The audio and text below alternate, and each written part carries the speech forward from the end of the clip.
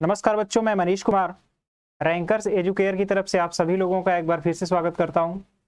जैसा कि हम लोगों ने पिछली क्लासेस में सारणिक के बहुत सारे क्वेश्चन और कंसेप्ट को सीखा हुआ है और किया भी है। उम्मीद है यहाँ तक की चीज़ें आप लोगों को अच्छे से समझ में भी आई होंगी। और एक चीज़ ये भी है कि मेरी क्लास थोड़ी सी इसलिए आप और क्लासों से डिफर हो जाती है क्योंकि हमारे क्लास में कंटेंट बहुत ज़्यादा पढ़ाना होता है, आपको समझाना बहुत ज़्यादा होता है, इसलिए इधर उधर की बातें बिल्कुल नहीं हो पाती हैं। इसलिए जब हम लोग क्लास शुरू करते हैं तो बस मुद्दे से मुद्दे को लेकर के चलते हैं कि जो भी टॉपिक है उससे न तो इधर होना है न तो उधर, जितने आपके काम की चीज़ें हैं उतना, और उसके साथ साथ ट्रिक जो कि आपके अदर कॉम्पिटिटिव एग्जाम्स के लिए उपयोगी हैं उसको लेकर के हम लोग साथ साथ चलते हैं। इसका बेसिक पर्पस भी यही है कि आप लोग का कंसेप्ट और आगे की चीज़ों के लिए, आगे की तैयारी के लिए जो भी चीज़ें रहें उसमें आपको सहूलियत हो, वहां पर आपको कोई दिक्कत ना हो। वैसे अगर क्वेश्चन ही कराना हो तो क्वेश्चन एक एक 1 बाय 1 पूरी बुक से हो जाएगा, लेकिन उससे आप कोई फायदा नहीं होगा। आपका इसमें अधिकतम फायदा हो, यही सबका उद्देश्य है, यही पर्पस है। इसी पर्पस से हम लोगों ने इस चीज़ों को शुरू किया है और ताकि आपको भी ज़्यादा से ज़्यादा इस क्लास का लाभ मिल सके और ज़्यादा से ज़्यादा चीज़ों को आप एनालाइज कर पाएँ। खुद से जितना ज़्यादा करने का प्रयास करेंगे आपके लिए भी चीज़ें उतनी ही अच्छी होंगी और आपकी समझ का विकास भी होगा। तो खुद से करने का प्रयास करिए, यहाँ से केवल और केवल कंसेप्ट को समझिए कि चीज़ें कैसे हो रही हैं, क्या हो रहा है, इस तरह से। वैसे भी जितने भी कंसेप्ट हैं या तो फिर आपके इंटरमीडिएट लेवल के या फिर ग्रेजुएशन के थोड़े से कंसेप्ट को मैं यहाँ पर इंक्लूड करता चला जाता हूँ। जहाँ तक आपकी ज़रूरत है वहाँ तक अगर चीज़ों को कर लिया तो आगे जो भी आप एग्ज़ाम कॉम्पिटिटिव जाएंगे उसकी बेसिक्स तो आपकी बिल्कुल मजबूत हो जाएगी। तो इन्हीं सब चीज़ों के साथ आइए आज की क्लास की शुरुआत करते हैं। तो पिछले लेक्चर में आप लोगों ने देखा कि किसी भी सारणिक की सहायता से, किसी भी सारणिक का उपसारणिक से उपसारणिक कैसे निकाला जाता है उसको हमने बताया। सहगुणनखंड कैसे निकाला जाता है चिन्ह के साथ उसको बताया। सहगुणनखंड आव्यूह कैसे निकालेंगे वो बताया था। और सहगुणनखंड आव्यूह को अगर परिवर्त कर देंगे तो सहखंडज आव्यूह में बदल जाएगा। इन चीजों को भी आपने देखा था। उसके बाद युगपत समीकरण, रेखीय युगपत समीकरण को हल करना आव्यूह विधि से। किसी एक रेखीय समीकरण को लेकर के कल हमने हल भी कराया था। जहां तक मुझे याद आ रहा है कि एक जो हमने लिया था समीकरण वो इनकंसिस्टेंट था। इनकंसिस्टेंट होने का मतलब कि उसका जो है डिटर्मिनेंट 0 हो जा रहा था, वो इनकंसिस्टेंट होता है, असंगत। और इसके बाद अगर जिसका डिटर्मिनेंट 0 नहीं होता है उसे संगत कहते हैं। तो एक संगत का केस भी लेकर के मैंने सॉल्व कराया था। आज जो चीजें पढ़ने जा रहे हैं हम लोग, अब शायद ये आपके 30% में चेक कर लीजिएगा। यूपी बोर्ड की 30% जो सिलेबस उसमें कटा हुआ है, शायद ये है या नहीं है, बट हम आज इस चीज को भी करेंगे और इस चैप्टर में बचे हुए जितने क्वेश्चन है, जितने टाइप के और क्वेश्चन है प्रूफ करने वाले, उसको भी हल करने की कोशिश करेंगे। तो आइए अब हम लोग देखते हैं क्रैमर रूल क्या है और क्रैमर की रूल की सहायता से, क्रैमर नियम की सहायता से युगपत समीकरण को कैसे हल करेंगे आप लोग। तो देखिए यहाँ पर जो चीजें लिखी हुई हैं, रैखिक समीकरणों को क्रैमर के नियम के द्वारा हल किया जा सकता है और उसका प्रोसेस क्या है, प्रोसेस को आप पढ़ते हुए रहिए। इसके बाद हम एक एक चीज को समझाते हुए आगे चल रहे हैं।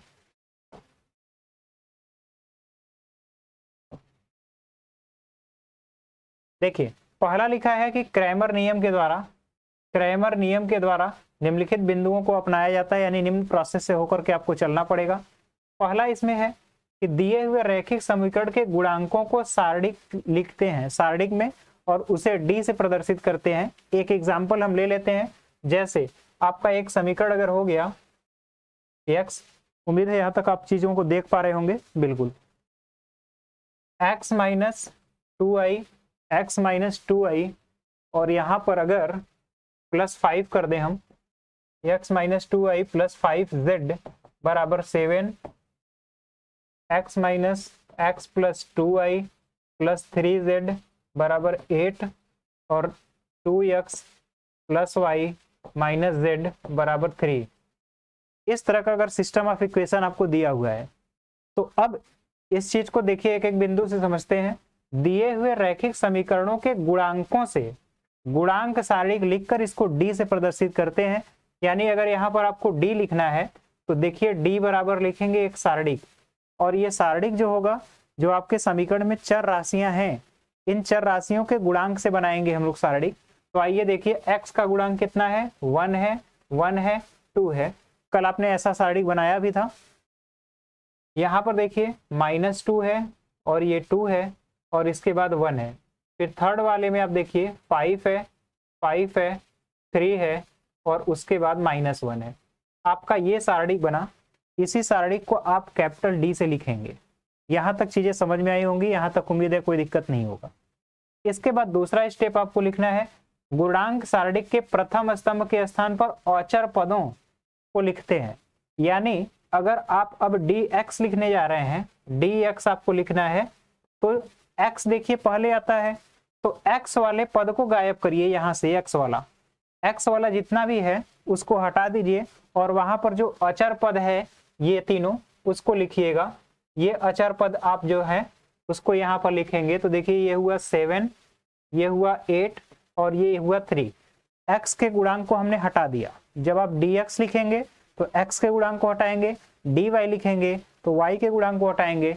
इसी तरह जब dz लिखेंगे तो z के गुणांक को हटाना है। यही बस प्रोसेस आपको ध्यान रखना है। फिलहाल अब देखिए इसको हमने dx लिख लिया, बाकी वैसे ही लिखेंगे -2, 2 और 1, इसके बाद 5, 3 और -1। उम्मीद है यहाँ तक की चीज समझ में आई होगी। ये हमने अच्छे से dx लिख लिया। इसी तरह से अगर आपको dy लिखना है, इसी तरह से आपको अगर dy लिखना है तो देखिए dy कैसे लिखेंगे, यहाँ पर मैं लिख देता हूँ। इस बार dy अगर लिखने जा रहे हैं तो y वाले गुणांक को हटाएंगे, तो x वाले को एज सच लिखेंगे 1, 1, 2।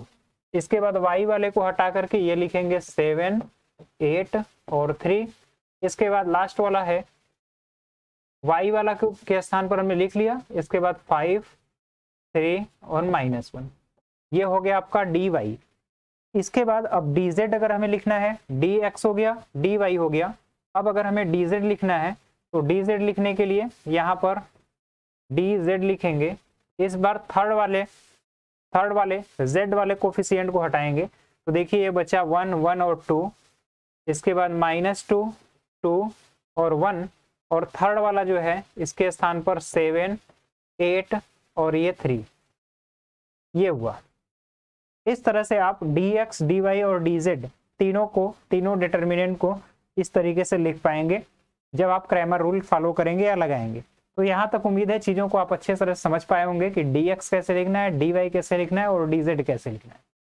अब देखिए यहाँ तक लिखने के बाद यहाँ तक देखिए आपको dz से प्रदर्शित करना हो गया, यानी कि आपने dx लिख लिया, dy लिख लिया, dz लिख लिया।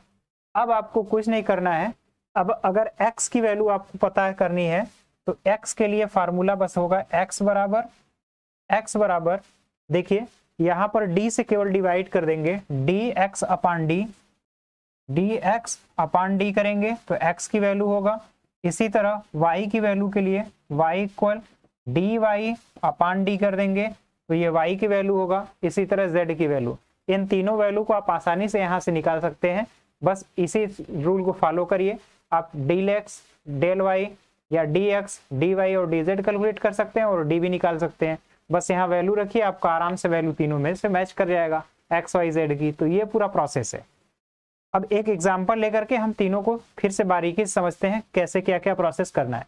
तो यहाँ तक अगर आपको स्क्रीनशॉट लेना है तो ले लीजिए, फिर हम लोग आगे की चीजों को देखते हैं।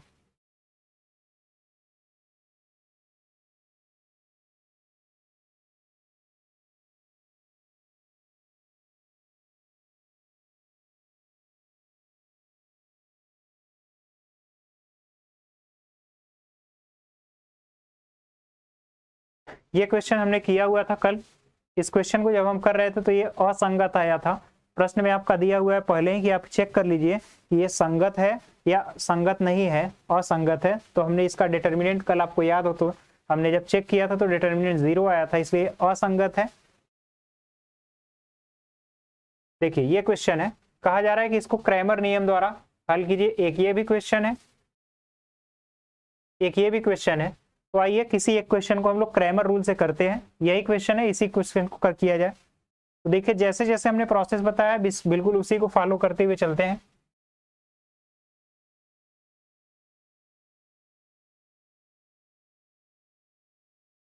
तो यहां से अगर आप मैट्रिक्स लिखेंगे D, तो यहाँ कोई डाउट नहीं है डी लिखने में, आप सभी कोफिशिएंट का लिखेंगे 1 3 2, ये हुआ 1 3 2, -3 y, -3 हुआ, -3 1 और ये 5 हुआ। इसके बाद -8 -8 -4 और ये हुआ 6। यहाँ तक उम्मीद है कोई दिक्कत नहीं होना चाहिए। हमने जो मैट्रिक्स था उसका डी फॉर्म लिख लिया है। अब हम लोग लिखेंगे dx dy और dz। तो आइए dx लिखते हैं। ऐसा करते हैं, हमने डी लिख लिया तो डी की वैल्यू भी निकाल लेते हैं इसी समय। आइए डी की वैल्यू देखते हैं। तो ये जब आप 1 लेंगे तो 1 लेंगे, ये कैंसिल 6 और प्लस 20 हो जाएगा 20। तो ये 6 + 20 हुआ। इसके बाद माइनस +3 होगा। जब 3 होगा तो ये कैंसिल 36 का 18 और प्लस 8, ये हुआ 18 और प्लस +8 होगा। इसके बाद -8 है। अब देखिए यहाँ से ये कैंसिल होगा, 15 -2 15 -2। तो यहाँ से अगर वैल्यू कैलकुलेट करेंगे तो 20 6 26 हुआ, ये हुआ 26। इसके बाद 20 6 26 प्लस 18 और 8 26, 26 का 3 गुना करेंगे तो 26 का 3 गुना कर लीजिएगा। तो 3 6 का 18 का 8 हासिल 1 और 3 दूना 6 1 7। तो ये 78 होगा, 26 का 3 गुना और -8 गुणे 15 में से 2 गया। 15 में से 2 अगर आप ले जाएंगे सब्ट्रैक्ट करेंगे तो 13। तो 13 का 8 में गुणा करेंगे, 8 गुणे 13। इस तरीके से हुआ। अब इसको अगर सॉल्व किया जाए तो ये जो वैल्यू आएगा इसको यहाँ से लिख लेते हैं। देखिए इसको ऐसे कर लेते हैं, ये जो था वैल्यू ये था 3 गुणे 26 और एक ये 26, यानी 4 गुणे 26 हुआ। तो ये हुआ 4 गुणे 26 और माइनस, अगर ये भी देखा जाए तो 4 गुणे 2 4 करेंगे और 26 ये भी हुआ। तो यहाँ से ये तो 0 वैल्यू आ रहा है। एक बार चेक कर लीजिए कि ये 0 वैल्यू सच में आ रहा है या नहीं। एक बार आइए फिर से चेक करते हैं। यहाँ से जब हमने x का गुणांक लिखा 132 -3 1 5 -3 1 5 -8 4 और z -4 -8 -4 और 6, यहाँ तक सही है। 1 हमने लिया, ये कैंसिल 6 और 20, ये 26 हो गया, 26 सही है। फिर +3 हुआ, ये कैंसिल 36 का 18 और 18 प्लस 2 चौका 8, 18 + 8 ये हो गया 26 गुणे 3 और एक 26 गुणे 4 हो गया। इसके बाद यहाँ पर आते हैं, -8 है और 5 × 15 में से 2 गया, 15 में से 2 गया 13। तो 13 गुणे 8। तो यहाँ से जो वैल्यू आएगी इसको अगर हम यहाँ से हटा लेते हैं, एक बार फिर से चेक करते हैं क्या सही है कि नहीं।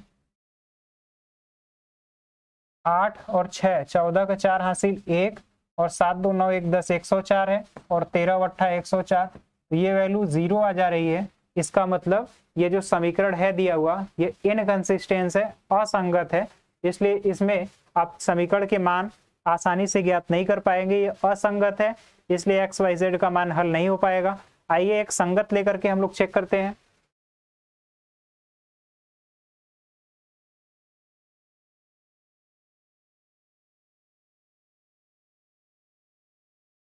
आइए ये क्वेश्चन है, इसी क्वेश्चन को हम लोग क्रैमर विधि से हल करते हैं। तो यहाँ पर पहले देख लीजिए इक्वेशन क्या है। इक्वेशन को डी फॉर्म में कैसे लिखेंगे और इसके बाद कैसे की चीजें होंगी। x + y + 2z है, x + 2y + z है और x + y + z है। आइए इसको हम लोग एक नेक्स्ट पेज पर लिखते हैं। इस पर थोड़ा सा देखने में प्रॉब्लम होता है, इसको यहाँ पर ले लेते हैं, ये ज्यादा बेहतर। यहाँ पर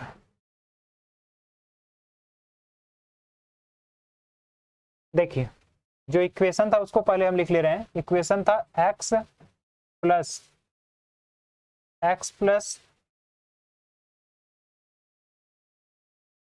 y + z इक्वल कुछ था, x + 2y + z था, कुछ था यहाँ पर something.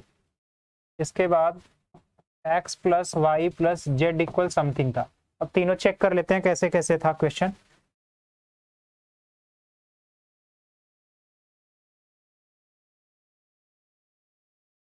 X plus y plus 2z equal 4 है, x plus y plus 2z equal पहले में 4 है, 412 है, 412 है और बाकी दोनों सही है, बाकी दोनों सही है। पहले में 2 2 4 1 2, यानी कि यहाँ पर 2 4 1 2, यहाँ तक चीजें हैं। इसको हम आप लोगों ने आव्यूह विधि से भी किया हुआ है, आज हम लोग दूसरी विधि से देखने जा रहे हैं, क्रैमर विधि से। तो पहले आप डी लिखिएगा, तो आइए पहले यहाँ से डी लिख लेता हूं मैं। तो डी बराबर अगर लिखेंगे तो एक मैट्रिक्स बनाएंगे 1 1 1, ये हुआ। इसके बाद 1 2 1 1 2 1, इसके बाद 2 1 1 2 1 1, ये आपका मैट्रिक्स हुआ डी।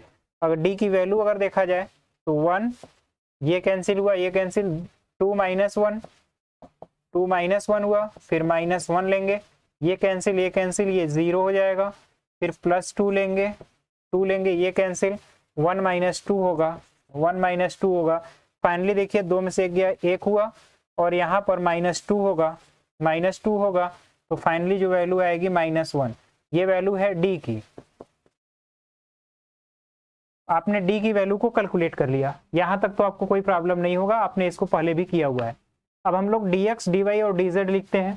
तो देखिए ये चीजें इधर की है। अब हम लोग dx लिखते हैं अगर, तो जो dx आपका मैट्रिक्स बनेगा डिटर्मिनेंट, इसको इस फॉर्म में लिखेंगे कि यहाँ से x वाले को हटाएंगे, तो x वाले के स्थान पर 4 1 2 लिखेंगे, ये हुआ 4, ये हुआ 1, ये हुआ 2, बाकी वैसे ही लिखेंगे 1 2 2 1 1 2 2 1 और 1 1, ये हुआ आपका dx। इसी तरह अगर हम dy लिखें तो dy जब आप लिखेंगे तो 1 1 1, ये 1 1 1 ये रहेगा, y की जगह पर 4 1 2 4 1 2, ये y हो गया, और z की जगह वही रहेगा 2 1 1 2 1 1, ये हुआ आपका dy। इसके बाद अगर आपको dz लिखना है तो dz का प्रोसेस जो है यहाँ से कर लीजिए। देखिए dz जब लिखेंगे तो बाकी दोनों को वैसे ही लिखेंगे 1 1 1 2 1 1 1 2 1 1 1 2 1 1, और z वाले स्थान पर आप लिखेंगे 4 1 2 4 1 2। एक बार इस चीज को अच्छे से मिला लीजिए, उम्मीद है यहाँ तक की चीजों को लिखने में कोई दिक्कत नहीं होगा।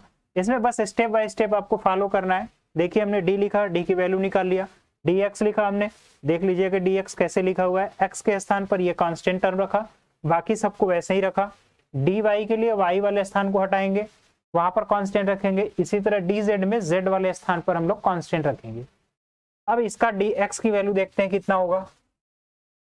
अगर dx की वैल्यू देखा जाए तो यहाँ 4 हुआ, 4 से 4 इधर कैंसिल, 2 -1 यानी 1 हुआ, इसके बाद -1 है, यहाँ से कैंसिल, 1 -2 होगा, 1 -2 हुआ, इसके बाद फिर +2 है, +2 है, और यहाँ 2 लेंगे तो 1 -4 होगा, 1 -4। अब इसे अगर सॉल्व किया जाए, इसे सॉल्व करेंगे तो 4, और यहाँ पर माइनस और माइनस प्लस हो जाएगा, +1, और यहाँ पर आप देखेंगे -3 का 2 में मल्टीप्लाई करेंगे, तो आप यहाँ से देख लीजिए, यहाँ -3 का 2 में मल्टीप्लाई होगा तो ये होगा -6, और यहाँ फाइनली जो वैल्यू आएगा -1। तो इस तरह आपने dx की वैल्यू निकाल लिया, ये हुआ आपका dx। अब हम dy पर चलते हैं, तो जब dy आप कैलकुलेट करिएगा तो dy बराबर 1 जब हम लेंगे तो यहाँ 1 -2 फिर -4 होगा, -4, फिर ये 0 हो गया, फिर इसके बाद +2 होगा, तो यहाँ 2 -1 होगा, 2 -1। अब जो फाइनली वैल्यू है 2 में से 1 सब्ट्रैक्ट करेंगे, -1, ये 0 हुआ, और यहाँ पर +2 होगा, तो फाइनली आप देखेंगे dy की जो वैल्यू है वो 1 के इक्वल है। तो यहाँ से dy आपने कैलकुलेट कर लिया। अब हमने dx और dy दोनों कैलकुलेट कर लिया। अब बचा हुआ है dz। आइए dz कैलकुलेट करते हैं। देखिए एक एक स्टेप को बहुत बारीकी से करिएगा, गलतियां होने का चांस कम रहेगा, हड़बड़ी या फिर कंफ्यूजन में आप नहीं, एक एक चीज को बहुत आराम से करिए। इसके बाद डीजेड आइए कैलकुलेट करते हैं। जब डीजेड आप कैलकुलेट करिएगा तो यहाँ 1 के पास 1 के अलॉन्ग इसको एक्सपेंड करेंगे। तो अब यहाँ पर देखिए 1 हमने लिखा, 2 का 2 में मल्टीप्लाई करेंगे 4 - 1 होगा, फिर -1 लिखेंगे। इसके बाद 2 - 1 करेंगे, 2 - 1 करेंगे, फिर फाइनली 4 होगा +4, 4 जब लेंगे तो 1 - 2 होगा, 1 - 2 होगा। अब देखिए यहाँ पर जो वैल्यू आएगी, 4 में से 1 सब्ट्रैक्ट करेंगे 3 हुआ, 4 में से 1 घटाएंगे 3 होगा, तो 1 गया 3। अब इसके बाद माइनस है और 2 में से 1 गया 1 होगा, और माइनस है तो -1 हुआ। और यहाँ पर आप देखिए -4 होना चाहिए, यहाँ पर -1 होगा और ये -4, तो -4 और -1, -5 में से 3 गया तो -2 हुआ, और ये वैल्यू है dz की। तो आपको सब हमने वैल्यू निकाल लिया, dx, dy और dz, यहाँ तक आपको हमने निकालने के लिए कहा था। इसके बाद जो हमने फार्मूला बताया था आपको पता ही है, हमने जो फार्मूला बताया था x इक्वल हमने बताया था dx/d कर दीजिए। तो अगर कहीं जगह हो तो अगर इसको हम लोग अगला पेज ले लेते हैं तो आप वहां पर देख लीजिए कैसे होगा।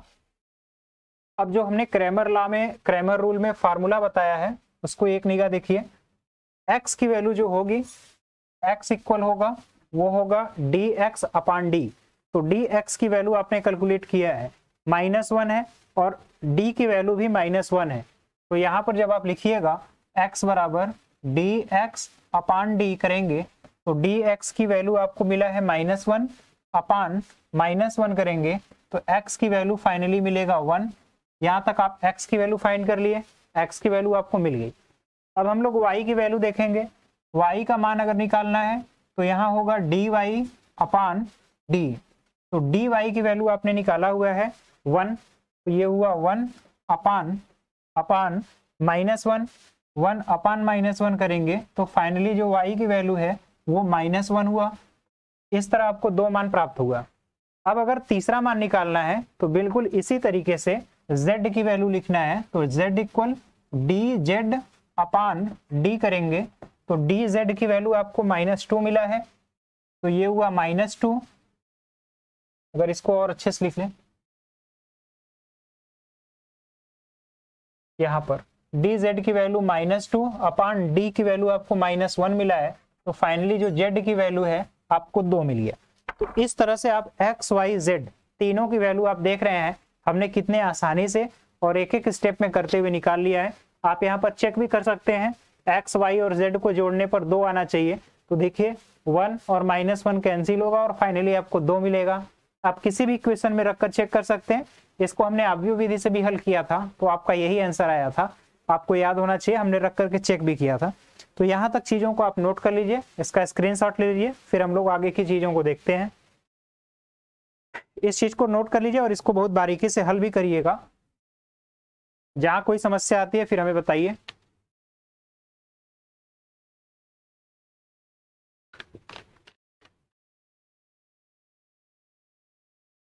तो यहां से हटते हैं, आगे चला जाए।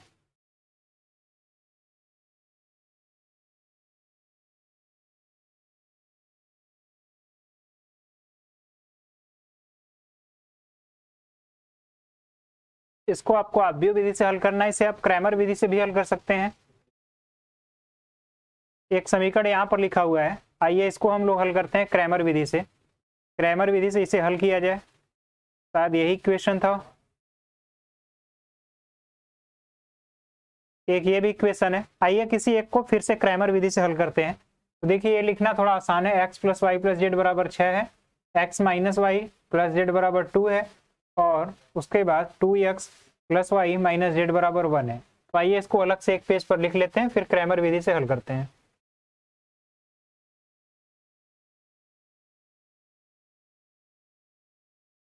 देखिए जो समीकरण है x + y + z = 6 है, इसके बाद x है, y है, z है, इक्वल है, x है, y है, z है, इक्वल है। देख लेते हैं क्या क्या चीजें हैं, कैसे हैं।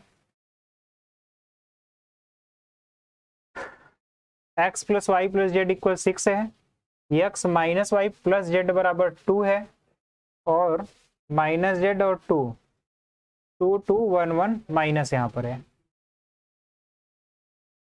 यहाँ माइनस वाई है, यहाँ प्लस है, इक्वल 2 है, यहाँ पर 2 है और यहाँ पर माइनस है, यहाँ प्लस है और इक्वल शायद 1 है। एक बार चेक कर लिया जाए फिर से। देखिए क्वेश्चन फिर से मैं पढ़ दे रहा हूँ। x plus y plus z बराबर 6 है, बिल्कुल। x minus y plus z बराबर 2 है और 2x plus Y minus Z बराबर 1 है, बराबर 1 है। ये आपका सिस्टम ऑफ इक्वेशन है, ये इक्वेशन या समीकरण दिया हुआ है। तो पहले इससे हम लोग डी लिखते हैं, तो आइए डी लिखा जाए। तो देखिए डी को लिखेंगे तो 1 1 2 1 1 2, कोई दिक्कत नहीं है। 1 माइनस 1 1 1 माइनस 1 1 1 1 1 1 1 और माइनस 1, ये हुआ आपका डी की वैल्यू। आपको डी की वैल्यू लिखने में कोई दिक्कत नहीं। अब डी की वैल्यू पहले कैलकुलेट कर लेते हैं, होगा कितना। तो डी इक्वल 1, ये कैंसिल ये कैंसिल, 1 माइनस 1 ये 0 हो गया, माइनस 1 ये कैंसिल ये कैंसिल। अब यहाँ पर माइनस 1 माइनस 2 माइनस 1 माइनस 2, इसके बाद फाइनली फिर 1 है, 1 के लॉन्ग करेंगे तो 1 प्लस 2 1 प्लस 2। अब यहाँ पर अगर आप देखें तो माइनस 2 माइनस 3 और ये फाइनली 3 हुआ, 3 हुआ और यहाँ 2 है और एक 3, 3 और 3 मिला करके आपको 6 मिल रहा है। यानी डी की जो वैल्यू है वो आपको फाइंड हो रही है 6। तो यहाँ तक तो आप चीज़ों को देख पा रहे हैं, यहाँ तक तो कोई दिक्कत नहीं होना चाहिए। x plus y sorry D जो आपका व्यू है इसका मान आ गया 6। अब dx dy और dz को जल्दी से लिखते हैं। तो देखिए dx लिखना है तो आप x वाले स्थान पर dx लिखना है तो x वाले स्थान पर यहाँ पर लिखिएगा 6 2 1 6 2 1। इसके बाद 1 माइनस 1 1 माइनस 1 1 1 1 माइनस 1 1 1 और ये माइनस 1, ये हुआ dx। इसी तरह से आप लिखिएगा dy। जब आप dy लिखेंगे तो dy की वैल्यू जब आप लिखने जाएंगे तो y वाला टर्म गायब करेंगे तो 1 1 और 2 1 1 और 2, y वाले स्थान पे 6 2 1 6 6 2 1 6 2 1। उसके बाद यहाँ पर 1 1 और माइनस 1, ये हुआ dy। इसी तरह से जब dz लिखेंगे तो आप देख लीजिए dz की जगह 1 1 2 1 1 2, इसको हमने वैसे ही लिखा 1 माइनस 1 1 1 माइनस 1 1। इसके बाद 1 1 माइनस 1 की जगह 6 2 1 6 2 और 1। इस तरीके से देखिए आपको सभी चीजें dx dy dz हमने अच्छे तरीके से लिख लिया। अब इनका मान निकालना एक बार चेक कर लीजिए। dx की जगह 6 2 1 लिख करके 1 माइनस 1 1 1 1 माइनस 1 सही है। फिर इसके बाद x के स्थान पर न रख करके y स्थान पर dy, इसी तरह dz, तीनों वैल्यू निकल गया। अब इसके मान को निकालते हैं तो देखिए dx जो होगा वो आएगा कितना, 6 लेंगे तो ये कैंसिल 1 माइनस 1 ये 0 हो गया। फिर माइनस 1 होगा, ये कैंसिल हुआ ये कैंसिल हुआ, माइनस 2 और माइनस 2 और माइनस 1, माइनस 2 माइनस 1 माइनस 3 हुआ। इसके बाद फिर प्लस 1 है तो ये कैंसिल 2 और प्लस 1 2 प्लस 1। तो फाइनली आप यहाँ पर देखेंगे तो ये वैल्यू प्लस 3 और प्लस 3, यहाँ पर 3 और ये 3, तो 3 और 3 6 हुआ। ये हुआ आपका dx की वैल्यू। अब आते हैं dy पर। तो dy को अगर दूसरे कलर से लिखा जाए तो अब देखिए dy जो आएगा dy 1 के अप्रॉक्स 1 हुआ, यहाँ से ये cancel minus 2 minus 1 minus 2 minus 1, फिर माइनस 6 लिया जाएगा, माइनस 6 लेंगे तो ये cancel minus 1 minus 2 minus 1 minus 2, ये हुआ। फिर प्लस 1 लेंगे तो 1 माइनस 4 1 माइनस 4। तो फाइनली जो वैल्यू आएगी माइनस 3 और 6 और 3 6 18, तो ये प्लस 18 होगा। इसके बाद यहाँ पर माइनस 3 होगा, माइनस 3, तो यहाँ पर फाइनली आपकी वैल्यू आएगी 12। ये वैल्यू हो गई आपकी dy की वैल्यू। तो dy जो है dy आपका 12 हो गया। यहाँ से यहाँ तक आपने dy फाइंड कर लिया। अब हम आते हैं dz पर। dz की वैल्यू देखिए 1 ये कैंसिल हुआ, तो ये -1 और -2, फिर -1, ये कैंसिल 1 -4, 1 -4 हुआ, फिर +6 लेंगे, तो जब 6 लेंगे तो 1 माइनस माइनस प्लस 1 + 2। अब इसको सॉल्व करेंगे तो ये हुआ -3 और यहाँ पर हुआ +3, यहाँ पर ये आपका हो गया माइनस, जब आप कैंसिल से आउट करेंगे तो +3 हो गया, +3, और यहाँ पर आप देखेंगे 36 18, तो ये हुआ 18, यानी फाइनली आपको dz की वैल्यू मिली 18, यानी dx dy dz आपको तीनों वैल्यू हमने निकाल लिया। अब x y z देखिए क्या था, हमने बताया था, इसको दूसरे कलर से अगर लिखना है तो लिख लेते हैं, इसको हम लिखेंगे इस कलर से। आइए देखते हैं कैसा लगता है। देखिए अब हमने बताया था x इक्वल क्या होगा, dx अपान d करेंगे, तो dx की जो वैल्यू है 6/6, यानी x की जो वैल्यू है वो 1 के बराबर हुआ। इसी तरह अगर हम y की वैल्यू देखें तो y बराबर dy अपान d करेंगे, dy जो है 12 है अपान 6 है, यानी y की जो वैल्यू आएगी वो 2 आएगी। इसी तरह z की वैल्यू z बराबर dz अपान d, dz की वैल्यू है 18/6, तो ये 3 आया आपके z की वैल्यू, यानी x y और z तीनों की वैल्यू हमने अलग अलग आपको क्रैमर विधि से निकाल करके रख दिया है। अब आप निकाल करके वहां से चेक कर लीजिए। पहले इक्वेशन में देखिए x + y + z = 6 आता है, तो देखिए x 3 है, 3 2 5 और 1 6, और पहला इक्वेशन 6 कह रहा है कि तीनों को जोड़ने पर आना चाहिए, और ये आ भी रहा है। तो इस तरीके से आप क्रैमर विधि से सभी समीकरणों को बारीकी से हल कर सकते हैं। तो उम्मीद है यहाँ तक चीज आपको अच्छे से समझ में आई होगी। इसको हमने बड़े बारीकी से और एक एक स्टेप में किया है। आप भी इसी तरीके से कोई भी क्वेश्चन अपने बुक का ले करके खुद से प्रैक्टिस भी कर सकते हैं। तो यहाँ तक इसका स्क्रीनशॉट लीजिए, फिर हम लोग आगे की चीजों को देखते हैं।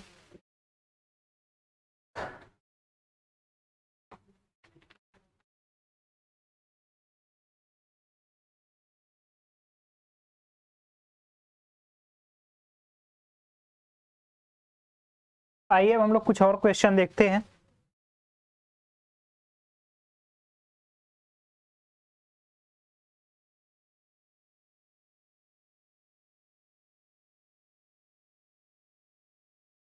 अब देखिए आपकी प्रश्नावली के कुछ क्वेश्चन जो बचे हुए थे जिसे सिद्ध करना है। अब हम लोग यहाँ पर आपके दोनों पॉइंट ऑफ व्यू से, एक तो आपके बोर्ड एग्जाम में कैसे करना है उस तरीके से भी देखेंगे। उसके बाद अगर आप एंट्रेंस एग्जाम में बैठे हैं तो आपको एंट्रेंस एग्जाम का मतलब ये होता है कि आपको फाइनल रिजल्ट तक पहुंचना है। आप कैसे रिजल्ट तक पहुंचेंगे ये मायने रखता है। ये जरूरी नहीं है कि आप स्टेप बाय स्टेप कितने स्टेप में कर रहे हैं, ये आपके बोर्ड एग्जाम के लिए जरूरी है स्टेप कितना कर रहे हैं। जबकि एंट्रेंस एग्जाम में आपको फाइनल रिजल्ट तक पहुंचना होता है। तो फाइनल रिजल्ट ट्रिक तक कैसे पहुंचेंगे, ट्रिक से आंसर तक कैसे पहुंचेंगे हम लोग उसको भी देखेंगे, और बोर्ड एग्जाम में कैसे आपको करना है उसको भी एक एक स्टेप में हम लोग करते हुए चलते हैं। तो आइए पहले हम लोग बोर्ड एग्जाम के पॉइंट ऑफ व्यू से देखते हैं। तो आपका जो क्वेश्चन है ये दिया हुआ है, इसको आपको प्रूफ करना है कि इसके इक्वल इतना आएगा। तो आइए इसको एक एक स्टेप में करते हैं।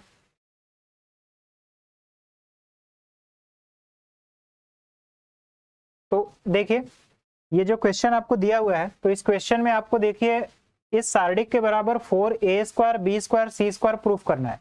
तो आप एक बार सोचिए a² b² c² जो आया होगा, तो क्या इधर से कोई ऐसा टर्म है जो कॉमन है? तो आप पहले अगर देखिएगा कॉलम में तो आपको a कॉमन मिल रहा है, इसी तरह पहले कॉलम में आपको b कॉमन मिल रहा है, इसी तरह पहले कॉलम में आपको c कॉमन मिल रहा है। तो अगर a b और c तीनों को हम लोग कॉमन ले लेंगे तो हमें एक बार a b और c मिल जाएगा। आइए पहले कॉमन लेकर के बाहर करते हैं इसको। तो देखिए अगर पहले कॉलम से a बाहर करेंगे तो जो बचेगा यहाँ पर केवल और केवल बचा a माइनस a, और यहाँ पर बचा b और यहाँ बचेगा c। इसी तरह यहाँ से अगर b को आउट करेंगे तो b को अगर बाहर करेंगे तो यहाँ बचा a, यहाँ बचेगा माइनस b और यहाँ पर बचेगा c। यहाँ तक चीजें क्लियर हुई। इसके बाद तीसरे से जब हम c बाहर करेंगे तो यहाँ पर हुआ c, इसके बाद यहाँ बचेगा a, यहाँ पर दूसरे में बचेगा आपका देखिए c बाहर हुआ है तो b बचा, इसके बाद तीसरे में आपका माइनस c बचेगा। यहाँ तक चीजें क्लियर हुई होंगी। अब फिर से देखिए, अब आप अगर देख पा रहे हैं तो पहले रो पहली पंक्ति में आपको फिर a कॉमन दिख रहा है, दूसरी पंक्ति में बी कॉमन दिख रहा है और तीसरी पंक्ति में आपको सी कॉमन दिख रहा है। तो एक बार फिर से तीनों को हम लोग अगर बाहर करते हैं तो ए, बी और सी तो पहले से ही बाहर है। अब पहली पंक्ति से अगर हम ए को बाहर करेंगे तो देखिए पहली पंक्ति में बचेगा क्या, पहली पंक्ति से ए बाहर हुआ तो यहाँ बचा -1, फिर इसके बाद 1 है, फिर 1 है, ये पहली पंक्ति में बचा। इसके बाद अगर नीचे वाली दूसरी पंक्ति से बी कॉमन लेंगे तो बी बाहर हुआ और यहाँ जो बचा 1, -1 और फाइनली 1। अब तीसरे कॉलम तीसरे रो से जब आप सी बाहर करेंगे तो यहाँ सी हुआ और यहाँ जो बचेगा टर्म 1 बचा, 1 बचा और -1। इस तरह देखिए ए, बी और सी आपको जो प्रूफ करना था उसमें ए स्क्वायर, बी स्क्वायर, सी स्क्वायर आपको साफ साफ दिख रहा है, ए स्क्वायर, बी स्क्वायर, सी स्क्वायर। अब इस सारणिक का बस प्रसार कर लीजिए। आइए प्रसार करके देखते हैं। जब प्रसार करेंगे तो पहला पद है -1, -1 के अलांग प्रसार करेंगे तो ये 1 हुआ और -1 ये 0 हो गया। इसके बाद फिर -1, यहाँ पर 1 होगा, -1 और -1, -1 और -1, ये -2 हुआ। उसके बाद फाइनली आप जब 1 के अलांग करेंगे प्रसार तो 1 हुआ प्लस में। इसके बाद यहाँ पर होगा 1 और यहाँ पर होगा +1 और फिर यहाँ पर प्लस आपको मिलेगा 1 + 1।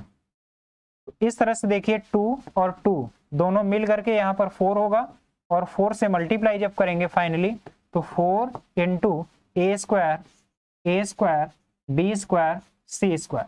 आपको ये फाइनली रिजल्ट आपको मिल गया, a स्क्वायर, b स्क्वायर और c स्क्वायर, जो प्रूफ हमें करना था।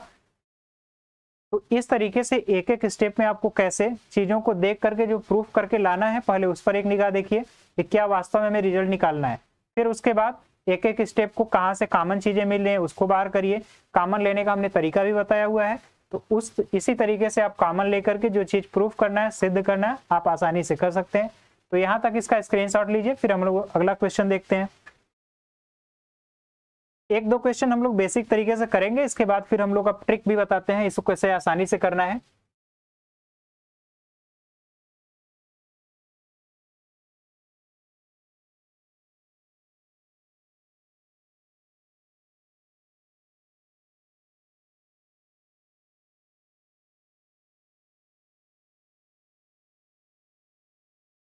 एक देखिए ये भी क्वेश्चन है, आइए इसको प्रूफ करते हैं।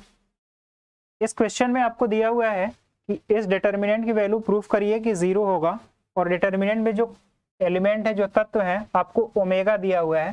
तो ओमेगा के बारे में पहले आपको जानना होगा कि ओमेगा क्या है। तो आप पहली कक्षा में पढ़ भी चुके होंगे कि ओमेगा का क्यूब जो होता है 1 है और ओमेगा जो है आइडेंटिटी का घन मूल होता है, क्यूब रूट होता है।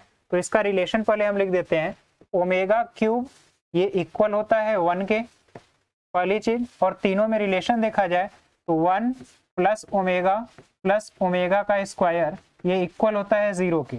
आपको ये दो फंडामेंटल कंसेप्ट, दो फंडामेंटल ये फार्मूले याद रखने हैं, इसी का यूज करके हम इस चीज को प्रूफ करेंगे। तो आइए देखिए जो क्वेश्चन लिखा हुआ है, तो अगर इसमें इस सारणिक में 1 है, ओमेगा है, ओमेगा स्क्वायर है, ओमेगा है, ओमेगा स्क्वायर है, फिर 1 है और उसके बाद ओमेगा स्क्वायर 1 है और ओमेगा है। अब इसके बाद आप अगर पहले रो में, पहली पंक्ति में आप बाद की दोनों पंक्तियों को अगर जोड़ लेते हैं तो आपको देखिए रिजल्ट क्या मिलता है। पहले पंक्ति में अगर दोनों नीचे की पंक्तियों को, क्योंकि प्रगुण हमने बताया है कोई फर्क नहीं पड़ेगा, तो आप देखिए 1 ओमेगा, ओमेगा स्क्वायर, ये 1 हुआ + ओमेगा स्क्वायर। जब आप यहाँ पर ऐड करेंगे तो यहाँ पर भी आपको 1 + ओमेगा स्क्वायर मिलेगा और तीसरे में भी आपको 1 + ओमेगा स्क्वायर मिलेगा और बाकी ओमेगा स्क्वायर 1 और ओमेगा, इस तरह चीजें मिल रही हैं। अब इसके बाद आप फिर यहाँ पर देख पा रहे हैं कि फाइनली आपका ये 0 हुआ, 0 हुआ, 0 हुआ। इसके बाद की चीजें कुछ भी हो, आप देख रहे हैं ये ओमेगा स्क्वायर हुआ 1 ओमेगा। फाइनली ये वैल्यू 0 होना है, क्योंकि किसी भी सारणिक का अगर एक रो या फिर एक कॉलम अगर 0 होता है तो पूरी की पूरी सारणिक का मान ही 0 हो जाता है। इस चीज को हम लोगों ने पहले भी किया हुआ है। तो आप यहाँ से चीजों को अच्छे तरीके से समझ सकते हैं कैसे ये हुआ। अब इसके बाद देखिए यहाँ तक चीजें तो हमने बेसिक तरीके से की है, इसके बाद ट्रिक से कैसे करना है, ट्रिक से टैकल कैसे करेंगे क्वेश्चन को, आइए उसको हम लोग समझते हैं। यहाँ तक स्क्रीनशॉट ले लीजिएगा।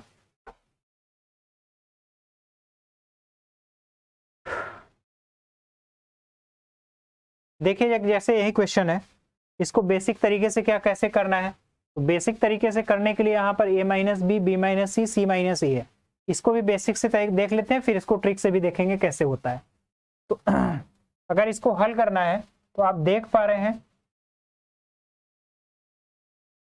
यहाँ a माइनस बी है, तो a माइनस बी हमें कॉमन कब मिलेगा, जब पहले में से दूसरे को घटा देंगे। देखिए इसको जल्दी से कैसे करेंगे, पहले में से दूसरे को घटाएंगे 0, यहाँ पर आपको a माइनस बी मिलेगा और यहाँ पर मिलेगा a square minus b square. इसी तरह इसमें से दूसरे से तीसरे को घटाएंगे तो 0, b माइनस सी मिला, b माइनस सी, और यहाँ पर होगा b स्क्वायर माइनस सी स्क्वायर, इसके बाद 1 c और c स्क्वायर ये मिला। इसके बाद आप देख रहे हैं पहले से हमें मिलेगा a माइनस बी कॉमन, पहले से a माइनस बी, दूसरे से b माइनस सी कॉमन मिलेगा। अब क्या बचा, यहाँ 0 है, यहाँ 1 बच गया, और यहाँ a square minus b square करेंगे तो a माइनस बी और a प्लस बी होगा, तो यहाँ बचा जो है a प्लस बी। इसके बाद यहाँ पर 0 है, यहाँ 1 हो गया, और यहाँ b प्लस सी, फाइनली 1 c और फिर c का स्क्वायर, ये हो गया। अब देखिए जब आपका ये 2 0 हो गया तो केवल एक ही अवयव बचा, उसी के अलावा आप इसका प्रसार कर लीजिए, बाकी दो चीजें तो आपके सामने है, a माइनस बी भी है, b माइनस सी भी है।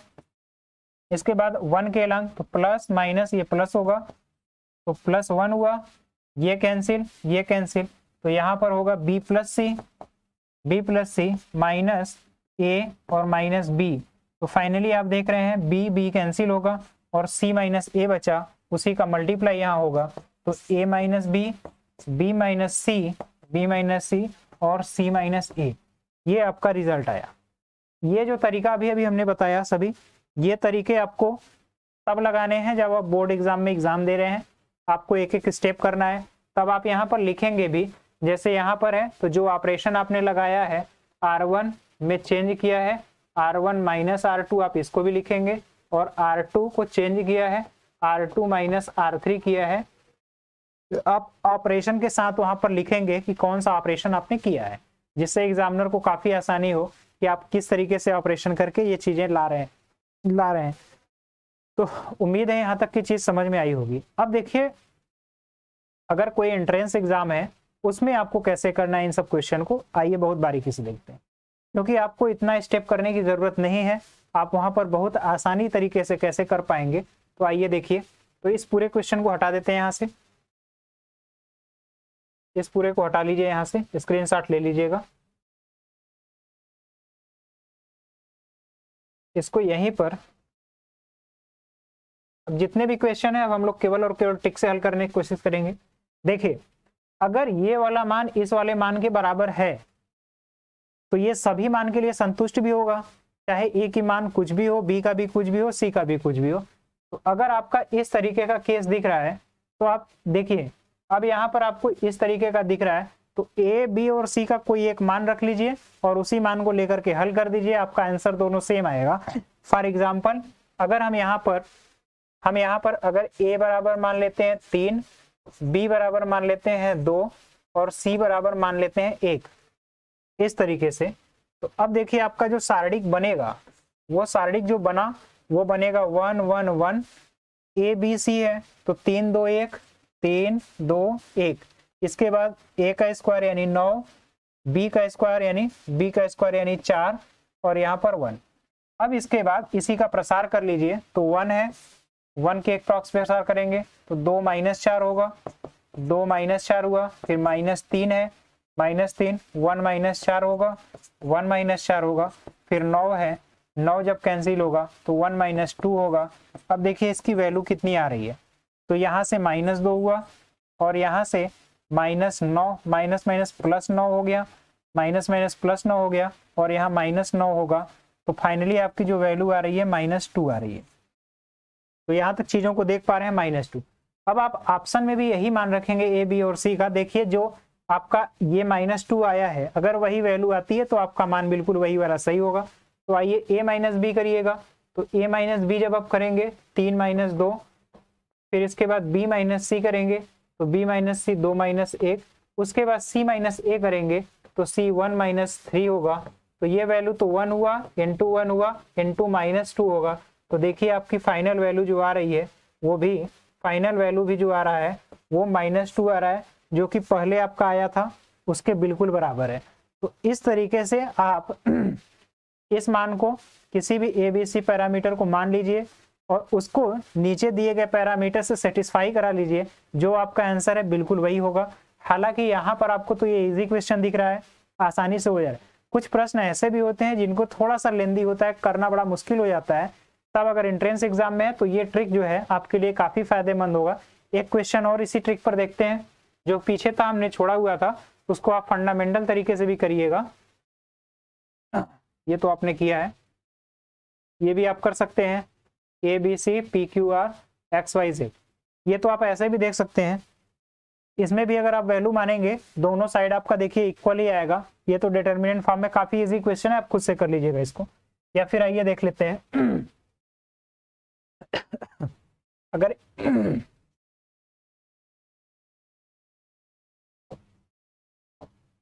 ये तो काफी आसान क्वेश्चन है, आपकी प्रॉपर्टी ही है। पहला है BCA है, देखिए आपका ये BCA लिखा होगा, BCA ये इन्वर्टेड है। इसके बाद PQR है, PQR फॉर्म में ये है, ये XYZ के फॉर्म में है, XYZ के फॉर्म में है। तो एक को आप बाहर करेंगे, बाकी दो को लिखेंगे तो आपका इसी फॉर्म में आता है, जो कि हमने प्रॉपर्टी में भी आपको कराया हुआ है। अगर याद है तो उससे भी करेंगे तब भी आपको आएगा। अगर नहीं हो पा रहा है तो आइए हम लोग वैल्यू ले करके कर लेते हैं। देखिए इसमें ABC है, PQR है और XYZ है। तो अगर आप इसमें देखिए, आप इक्वल वैल्यू भी मान सकते हैं, कोई दिक्कत नहीं है।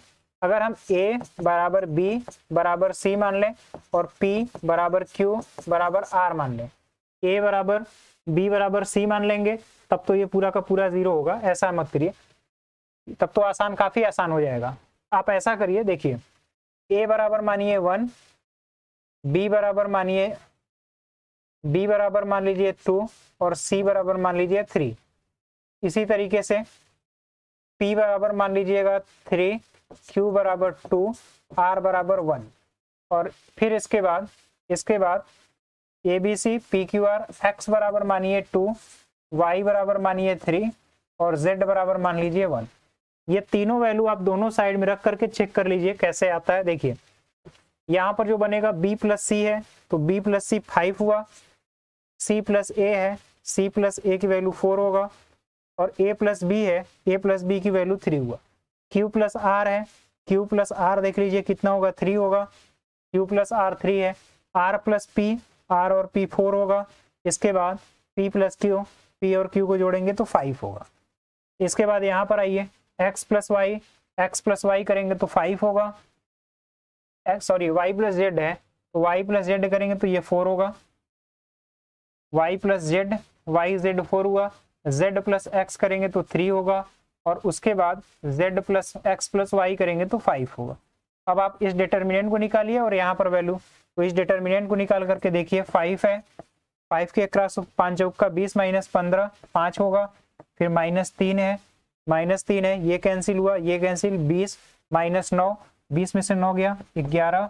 उसके बाद फिर 4 है तो +4 है, ये कैंसिल, ये कैंसिल, 5 चौका 20 माइनस 12 तो ये 8 होगा। अब इसके बाद फाइनली देखिए 25 माइनस 33 और प्लस 8 चौका 32, तो ये हुआ -1, यानी कि ये वैल्यू आ गई 24। अब यहाँ पर वैल्यू रख करके देख लीजिए आप, यहाँ पर इसको वैल्यू रखिए, इसको दूसरा कलर ले लेते हैं। आइए देखिए 2 है। अब ABC आप 1 2 3 माने हैं, 1 2 3। इसके बाद PQR 3 2 1, 3 है, 2 है, 1 है। फिर XYZ जो है 2 है, 2 है, 3 है, 1 है, 2 है, 3 है, 1 है। अब इसको आइए सॉल्व करते हैं। तो 2 तो अपने आप से पहले से ही है, फिर 1 है, 1 के क्रॉस करेंगे तो ये 2 माइनस 3, 2 माइनस 3 हुआ, फिर -3 होगा, -3 हुआ, ये कैंसिल, तो यहाँ 2 माइनस 9, 2 माइनस 9, फिर +2 होगा, +2 होगा, ये कैंसिल, तो यहाँ 2 - 2 और -6, तो 2 - 6 ये वैल्यू हुआ। अब इसको हल करेंगे तो 2 हुआ, और ब्रैकेट में जो वैल्यू है यहाँ पर -1 है, -1 होगा, और यहाँ पर आप देख रहे हैं 7 त्रिका 21 होगा, 7 त्रिका 21 होगा, और यहाँ पर 6 में से 2 गया, 6 में से आप देख रहे हैं 2 गया, यहाँ पर 7 त्रिका 21 हुआ, और यहाँ पर आप देख पा रहे हैं 6 में से 2 गया, -4 दूना 8 होगा, तो ये -8 होगा। तो फाइनली आप देख रहे हैं ये 12 का 2 में गुणा करेंगे 24। आप देख रहे हैं फिर से दोनों वैल्यू सेम आई है। तो आप इस तरीके को किसी भी बड़े क्वेश्चन के लिए भी अप्लाई कर सकते हैं। तो 2 क्वेश्चन के लिए हमने ट्रिक बता दिया। ये ट्रिक में भी थोड़ा सा आपको ऐसी वैल्यू भी ले सकते हैं जो 0 के इक्वल हो, तो कैलकुलेशन में आसानी हो जाएगा। लेकिन आपको बहुत बारीकी से ध्यान रखना है कि कहीं वह टर्म मल्टीपल में तो नहीं है। जैसे अगर इसी के इक्वल में कुछ ऐसा रहता है x y z, जैसे एक आप क्वेश्चन में भी कराएंगे, तो अगर यहाँ पर x भी 0 है, y भी 0 है, कोई भी 0 लेंगे तो पूरा का पूरा पद ही 0 हो जाएगा। तो ये सावधानी आपको थोड़ी सी रखनी है। बहरहाल आप इस चीज को यहाँ से ट्रिक से भी और कंसेप्ट से दोनों तरीके से कर सकते हैं। एक क्वेश्चन और हम ट्रिक से करेंगे, उसके बाद आज की क्लास का हम लोग समापन करते हैं। तो यहाँ तक चीजों को नोट कर लीजिए, फिर हम लोग अगला क्वेश्चन देखते हैं।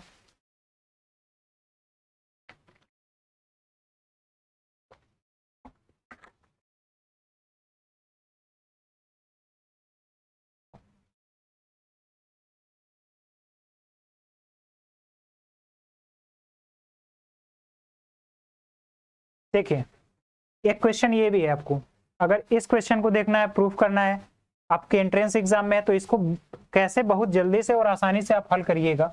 अगर इसको बेसिक कंसेप्ट से करने लगेंगे तब तो काफी टाइम लगेगा, लेकिन इसको देखिए कैसे हल करेंगे। अगर हम ए बी सी तीनों को इक्वल मान लें और 1 मान लें तो कोई प्रॉब्लम नहीं होगा।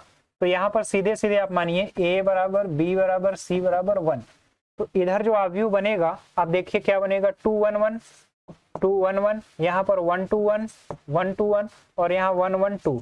अब इसकी वैल्यू देख लीजिए, 2 ये कैंसिल, 4 - 1 3 हुआ, फिर -1 है, ये कैंसिल 2 - 1 1 हुआ, फिर 1 है, 1 के प्रक्स लेंगे तो 1 - 2 1 - 2 -1 हुआ।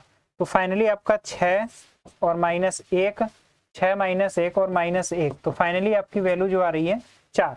और यहाँ पर भी आप 1 रख करके देख लीजिए, 1 रख करके देखिए तो 1 2 इसका तीनों का मल्टीप्लाई 1 हो गया, 1 × 1 × 1 सॉरी। इसके बाद आप यहाँ पर 1/1 करेंगे, फिर +1/1 करेंगे, +1/1 +1। आप फाइनली देख रहे हैं ये वैल्यू भी 4 ही है, और आपका ये भी आया हुआ वैल्यू 4 है। तो आपको अब इसको जो है आपको प्रोसेस से या स्टेप बाय स्टेप नहीं करना है। अगर आप एंट्रेंस एग्जाम में है तो आप इसी तरह से वैल्यू रख करके चेक कर लीजिए आसानी से कि कौन सा ऑप्शन मैच कर रहा है। तो ये बेहद आसान तरीका है कि किस तरीके से आप आसानी से चीजों को सॉल्व कर सकते हैं।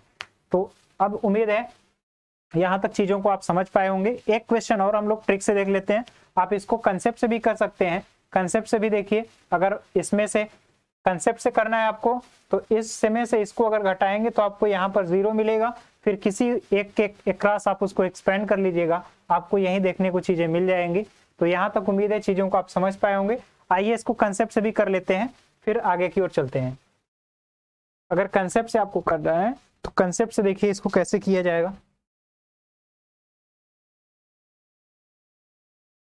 तो देखिए अगर ऑपरेशन लगा करके करना है तो हम क्या करते हैं, ऊपर वाले में से नीचे वाले को घटाएंगे, ऊपर वाले में से नीचे वाले को घटाएंगे। तो इसमें से अगर इसको घटाएंगे तो केवल यहाँ a बचा, यहाँ से इसको घटाएंगे तो 1 से 1 कैंसिल हुआ, केवल -b बचा और यहाँ पर 0 होगा। इसमें से इसको घटाएंगे तो 0 होगा, यहाँ से इसको घटाएंगे तो केवल और केवल b बचेगा, केवल और केवल b बचेगा, और यहाँ पर -c बचा, और यहाँ 1 है और यहाँ 1 + c है। अब इसको आप किसी एक के क्रॉस जो है अप्रॉक्स इसको ओपन कर लीजिए। तो यहाँ a है, पहला a है, ये कैंसिल, तो यहाँ पर हो जाएगा b + bc -+ c। यहाँ तक की वैल्यू आ गई a के क्रॉस, फिर 0 वाला 0 होगा, फिर +1 है। अब इसके बाद 1 पे के क्रॉस ओपन करेंगे, ये कैंसिल, ये +bc हुआ और ये -0 हो गया, ये कैंसिल। तो फाइनली आपका देखिए एक जब मल्टीप्लाई करेंगे तो ab plus ABC plus AC plus BC, ये हुआ। अब इसमें से चारों में से आप देख लीजिए ABC कॉमन ले लीजिए। जैसे ही आप ABC कॉमन लेंगे, ABC कॉमन लेंगे, तो आप देखिए ABC कॉमन लेंगे या फिर ABC कॉमन ले लेंगे, जब इसको ऐसे भी लिख सकते हैं, यहाँ पर आपका ये पद आया ABC से गुणा और ABC से भाग, ABC से भाग, तो ABC से जो गुणा किया आपने यहाँ, अब यहाँ जब भाग करेंगे तो यहाँ AB है, AB कटा 1/C बचेगा, 1/C। अब यहाँ पर जो है 1 हो जाएगा, 1 को हम लास्ट में लिख लेते हैं। फिर यहाँ पर जब करेंगे तो C वाला और A वाला कैंसिल, 1/B, तो 1/B और फिर 1/1/A। तो आप देख रहे हैं कंसेप्ट से भी इस तरीके से हम लोग निकाल सकते हैं, और जो ट्रिक हमने बताया उस तरीके से भी आप चीज़ों को आसानी से हल कर सकते हैं। तो हमने दोनों मेथड से आपको बता दिया। अब एक आप कुछ क्वेश्चन आपके बुक में होंगे, वो आप अपने से खुद से कर लीजिएगा, क्योंकि सारे क्वेश्चन यहाँ पर तो कराना पॉसिबल नहीं है। बस कंसेप्ट को जितना ज़्यादा बेहतर हो सकता था हमने समझाने का प्रयास किया है, ये तो खुद से आप कर सकते थे। देखिए एक क्वेश्चन ये भी है, ये भी इंटरेस्टिंग क्वेश्चन है। तो यहाँ पर इस वैल्यू को आखिरी क्वेश्चन है, इसको हम ट्रिक से करके फिर समाप्त करते हैं क्वेश्चन सिलेबस को। देखिए यहाँ पर A, B और C है, तो A की वैल्यू 1, B की वैल्यू 1 और C की वैल्यू 1 है। आप मान लीजिए, सपोज कर लीजिए, देखिए आपका दोनों साइड इक्वल आना चाहिए। अगर ट्रिक से करना है तो आप मान लीजिए यहाँ पर A बराबर B बराबर C बराबर 1, तो आपका ये जो बनेगा 1 1, ये कैंसिल, ये -1 हो गया, यहाँ पर 2 हुआ और ये भी 2 होगा। इसके बाद ये वाला 2 है, यहाँ पर -1 होगा और यहाँ 2 हुआ, उसके बाद 2 2 और यहाँ -1। इस चीज को सॉल्व कर लीजिए। देखिए -1 है, ये कैंसिल हुआ, ये कैंसिल, 1 - 4, 1 - 4 होगा, 1 - 4 हो गया। फिर -2 लेंगे, तो -2 लेंगे तो ये -1 और -4, -1, एक बार फिर से देखिए, -2 वाला, -2 लीजिए, ये कैंसिल, ये कैंसिल, तो -2 होगा और -4 होगा, -2 -4 ये हुआ। उसके बाद फिर +2 है, +2 है तो ये कैंसिल, ये कैंसिल, 4 और प्लस 4 + 2, 4 + 2, तो फाइनली आप देखेंगे तो ये -+3 हुआ और 4 2 6 दूना 12 + 12 होगा, और यहाँ पर 4 2 6 दूना 12 12, तो ये आपका 27 आया। ये वैल्यू आपकी 27 आ रही है।